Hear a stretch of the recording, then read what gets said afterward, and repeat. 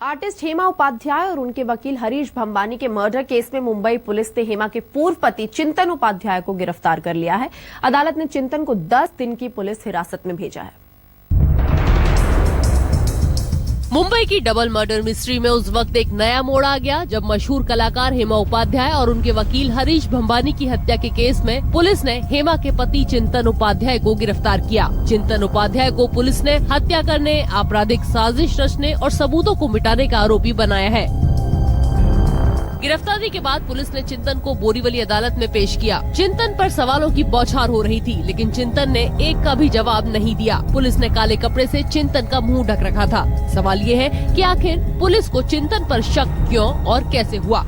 इसके पीछे 5 वजह हैं। पहली वजह है चिंतन के विरोधाभासी बयान। दूसरी वजह है हेमा और चिंतन के बीच चल रहा संपत्ति विवाद। तीसरी वजह है हत्याकांड के मुख्य संदिग्ध विद्या के साथ चिंतन के गहरे रिश्ते। चौथी वजह है 2 से 6 दिसंबर तक चिंतन की मुंबई में मौजूदगी। और 5वीं वजह है हेमा और हरीश के लापता होने के अगले दिन भंबानी के ऑफिस फोन करना। For further investigation police custody remand मांगा गया। उनका रिमांड 1/1/2016 तक 10 डेज 10 दिन का रिमांड दिया गया है। इन्वेस्टिगेशन तपास जो है क्रूशियल स्टेज पे है।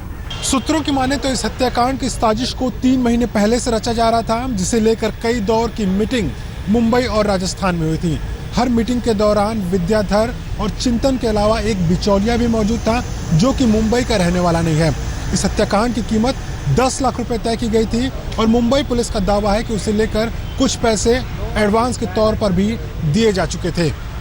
इस हाई प्रोफाइल केस में हुई 5वीं गिरफ्तारी के बाद पुलिस मर्डर मिस्ट्री को सुलझाने का दावा कर रही है, लेकिन चिंतन के पिता विद्यासागर अपने बेटे को निर्दोष बता रहे हैं। वैसे विद्यासागर एक बात और कबूल कर रहे हैं, वो ये कि हत्या का मुख्य आरोपी विद्या वारदात से कुछ दिन पहले अपने 3 साथियों के साथ जयपुर में चिंतन से मिलने आया था। यही नहीं, तकरीबन 2 साल पहले वो 15 दिन उनके घर पर भी रहा था। साफ है कि चिंतन के विद्या से करीबी रिश्ते थे। तो फिर क्या उसी के साथ मिलकर चिंतन ने अपनी पूर्व पत्नी और उसके वकील को मौत के घाट उतारा? फिलहाल पुलिस मामले से जुड़े सबूत इकट्ठा कर रही है।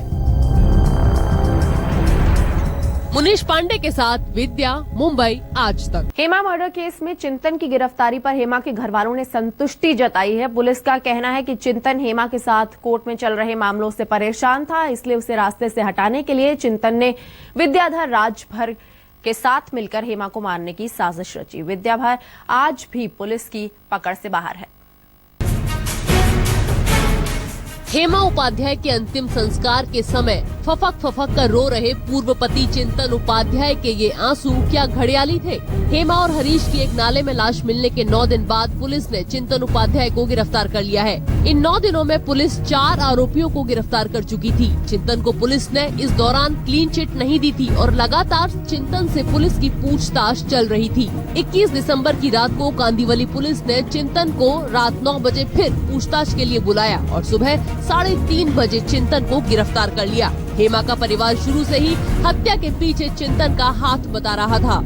पुलिस अपना काम कर रही है, पुलिस अच्छा काम कर रही है, पुलिस को भी पता है वो क्या कर रही है और सारे प्रूफ उसकी तरफ मतलब सारी बातें जा रही हैं, सारी जो स्टेटमेंट है लोगों की उनकी तरफ जा रही है, तो होना ही था, गिरफ्तार तो होना ही था।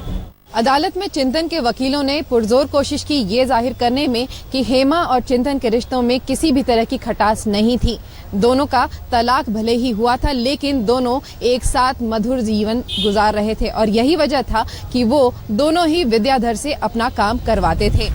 अदालत में पुलिस ने चिंतन की गिरफ्तारी की जो भी वजह बताई, चिंतन के वकीलों ने उन्हें सिरे से खारिज किया। उनके मुताबिक चिंतन ने हरीश भंबानी के घर उस 40,000 के चेक के बारे में पता करने के लिए फोन किया था, जो वो तलाक के बाद अदालत के आदेश पर हर महीने हेमा को देता था। जिस दिन हेमा और हरीश के शव मिले, चिंतन मुंबई में अपने किसी काम की वजह से था। विद्याधर एक कारीगर है जो हेमा और चिंतन दोनों के लिए काम करता था। जयपुर में विद्याधर से चिंतन एक इंस्टॉलेशन के लिए मिला था। काम की वजह से चिंतन विद्याधर के संपर्क में हमेशा रहता था, इसलिए हेमा की हत्या से पहले चिंतन का विद्याधर से मिलना कोई साजिश नहीं समझा जाना चाहिए।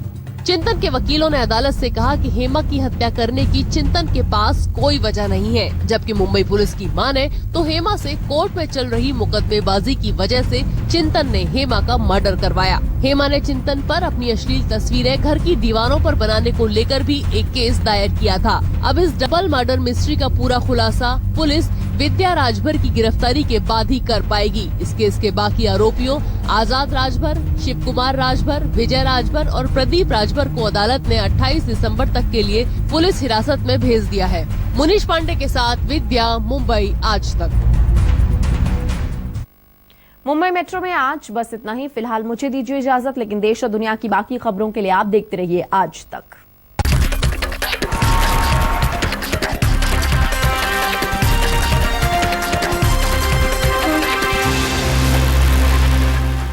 डीडीसीए मामले पर इस वक्त का अपडेट यह है कि वित्त मंत्री अरुण जेटली अदालत पहुंचे हैं। उन्होंने मानहानि का केस दर्ज किया है। आम आदमी पार्टी के नेताओं के खिलाफ और अपना बयान दर्ज करवाने वो दिल्ली के पटियाला हाउस अदालत में पहुंच